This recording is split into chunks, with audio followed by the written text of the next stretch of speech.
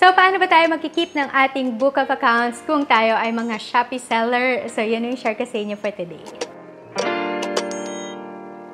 Hi everyone, it's Emmy Gaze and welcome back to my channel. So kung naguguluhan pa rin kayo kung ano yung nilabas ni Shopee na update about na kailangan na natin na i-update yung ating business information at mag-upload ng mga BIR registration. So meron ako mga video tutorials na ginawa kung paano tayo mag-update at kung ano ba yung mga business documents na kailangan natin at doon sa new policy ni Shopee. So, meron akong mga video tutorials noon. Ilalagay ko na lang yung links noon down in the description box or dito sa ating card. So, today nga, ay ang share ko sa inyo ay paano ba tayo magkikeep or sa accountant or sa accountancy at tinatawag ito na bookkeeping na ating mga books of accounts. Dahil once na nakapag-register na tayo sa BIR, ay may kasama itong responsibility on our part na mag-submit ng mga kailangan i-submit sa BIR monthly at kailangan natin mag-comply doon or else ay magkakaroon tayo ng mga penalties. So, kasama dito yung pag-keep or pag-bookkeeping ng ating mga books of accounts. So, ngayon, ang i-share ko sa inyo ay mag-focus muna tayo sa kung ano ba yung cash disbursements. So, yung cash disbursements, by the name itself, na disbursements, ang ibig sabihin nito ay ito yung mga expenses na na-incur natin while doing our business. So, like for example, ako, ang business ko ay paper products or publications. So, ibig sabihin, ang mga nagagastos ko or mga expenses ko dito ay yung mga bond paper, ink, yung mga ganyan. Tapos, yung iba pang mga ginagamit ko na materials sa pagpuproduce ng mga paper products or ng mga journals. And so, yung mga expenses na yon ay ito naman yung ilalagay natin dito sa ating cash disbursements na journal. So, yan yung mga disbursements or expenses. But I suggest na yung mga expenses ay magtanong muna kayo dun sa mga kakilala nyo na accountant or kaya naman ay sa accounting service. Kung ano ba yung mga allowable deductions or allowable na mga expenses para doon sa inyong business. Kasi iba-iba rin, depende din kung ano yung type of business or kung ano yung nature ng business nyo. So, iba-iba yung mga allowable na mga expenses. By the way, ay hindi po ako accountant at hindi rin ako accounting expert. So, ang i-share ko sa inyo ay kung paano ko ginagawa itong mga to based doon sa aking experience bilang isang seller or bilang isang non-VAT na business or sole proprietor na business. So, yan yung i-share ko sa inyo. So, meron ako actually nakaka-partner na accounting service. So, ginagawa ko lang itong mga to, tapos sinasubmit sa kanila, and then sila na yung nagsasubmit na kung ano man yung kailangan submit sa BIR. So, yan. Para disclaimer na hindi ako accountant or hindi ako accounting expert. So, unahin muna natin yung cash disbursement. So, ito yung cash disbursement na journal ko or columnar book. So, ito ay 10 columns and then inside nito ay meron itong 10 na columns. Kaya siya 10 columns na nakalagay dyan na columnar book. So, bawat column na to ay meron tayong ilalagay na account name or kaya naman sa layman's term ay yung mga labels or ito yung mga allowable na mga expenses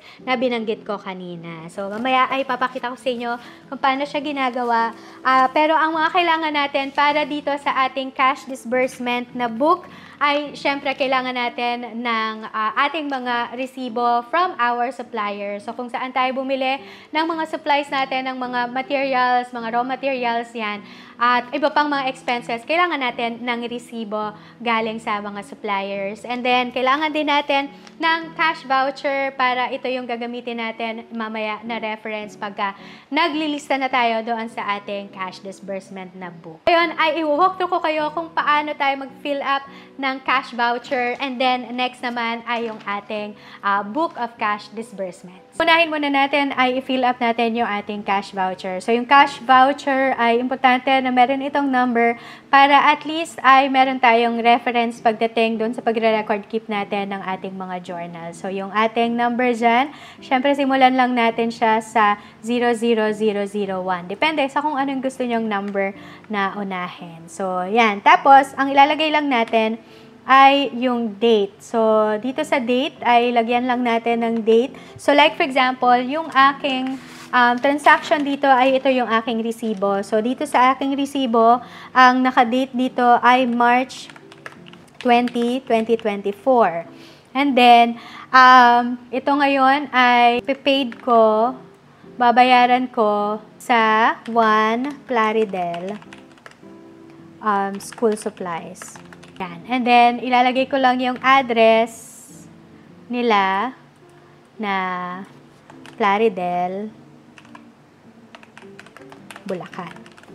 Pero mas maganda, mas importante na ilalagay natin yung complete address ng ating supplier para at least naka-record talaga siya ng maayos. Tapos yun talaga din yung nire-require ni BIR. Pero for the sake na hindi talaga ma-disclose yung information ng aking supplier, ay hindi ko na lang siya ilalagay dito. So ngayon, ay ang i-fill up naman natin ay yung particulars. So, sa particulars ay dito nakalagay kung ano yung mga binili natin doon sa ating supplier. So, for example, dito ay 8 reams na paper 1, bond paper. Yan. Tapos, ang ilalagay ko dito sa amount ay kung magkano yung bond paper. So, that's 1,960 pesos. Tapos, salagay lang natin dito sa total kung magkano yung total amount ng binili natin dun sa ating supplier. So, ganito lang kasimpleng i-fill up yung ating mga cash vouchers. Importante na merong cash voucher sa kada resibo na ating marireceive from our suppliers. So, ngayon naman ay magre-record tayo sa ating libro ng mga cash disbursements natin or yung mga expenses natin na na-incur doon sa ating business. So, for the sake na mas malinaw yung explanation ko, ay gamit tayo ng Google Sheets instead na sulat kamay ko kasi baka hindi nyo maintindihan. Pero kung ano yung nakikita nyo dito sa Google Sheets, ay ito din yung i-record naman natin dito sa ating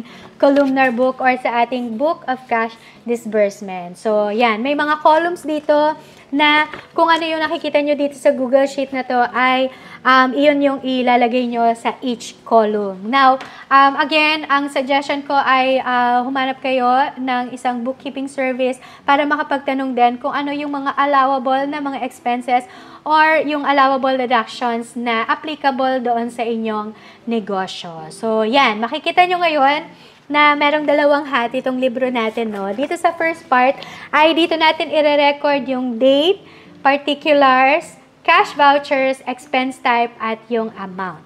Yan. Tapos, on this naman, on this side, ay makikita nyo dito, yan, lalakihan ko lang to para mas makita nyo. So, makikita nyo dyan yung expense type. So, sa expense type ay meron dyang iba't ibang mga klaseng expenses like yung raw materials, office supplies, utilities, etc., etc. Tapos, yung amount nitong mga to. Now, nanditong part na to ng ating libro ay ito to. Yung, lilitan ko lang ulit para makita nyo. Ito to, yung from F hanggang dito sa P na column. Yung mga expense type na nandito sa expense type natin or yung mga expenses na nandito sa expense type natin ay spread out lang natin dito sa mga columns dito sa part ng libro natin. So, spread out lang natin dyan. Pero of course, kung marami tayong mga expenses na nai-incur, ay hindi enough yung mga columns. That's why, dito sa ating column ay meron tayo dito na makikita na ito, yung sundries. So, yung sundries ay ito yung mga importante na mga expense na hindi nakasya dito sa ating libro dahil limited lang yung mga columns ng ating book. Kaya, dyan nakalagay sa sundries yung ibang mga account natin or mga expenses. So, ngayon ay mag-entry tayo sa ating book of cash disbursements. Now, ang kailangan natin ulit dito ay yung ating cash voucher na ginawa natin kanina. So, let's say, for example, yung ating transaction ay March 20, 2024. Yung particular dito ay yung 1 Plaridel School Supplies. And then, yung cash voucher number natin ay 00001. Ito yung inassign natin kanina dun sa ating cash voucher. Yung expense type natin ay raw materials. So, sa raw materials, ito ay 1,960. Ngayon, itong amount na to ay ilalagay natin dito sa raw materials. It's because sa accountancy ay meron tinatawag na debit credit. So, again, magtanong kayo sa mga accountant para lang mas malinaw yung explanation. So, yan. Again, meron kayong transaction ng March 20, 2024 at ito naman ay sa National Bookstore. ito ay cash voucher 00002. And then, ito naman, yung expense type natin dito ay office supplies. Ito naman ay amounting to 2,200 pesos. Now, saan natin ilalagay itong amount na to? Dito sa office supplies na column. Yan. Tapos, on March 28, 2024, ay nagkaroon tayo ng transaction o bumili tayo ng equipment sa Crafty Store Incorporated. Yan, 00003. And then, ang expense type natin ay equipment and tools. Now, makikita nyo na wala dito sa nakaspread out na mga expenses yung equipment and tools. Kaya, nandito tayo dapat sa sundries. So, lalagay lang natin dito sa sundries yung equipment and tools na account name or yung sa layman's term nga ay label. Tapos, magkano kasi ulit? So, this one ay, wala pala tayong nilagay na amount. 2,900, say for example. So, lalagay natin dito ay 2,900. So, basta sa sundries, again, ay ito yung mga importanteng account na hindi nakasya dito sa mga nakaspread out na columns natin.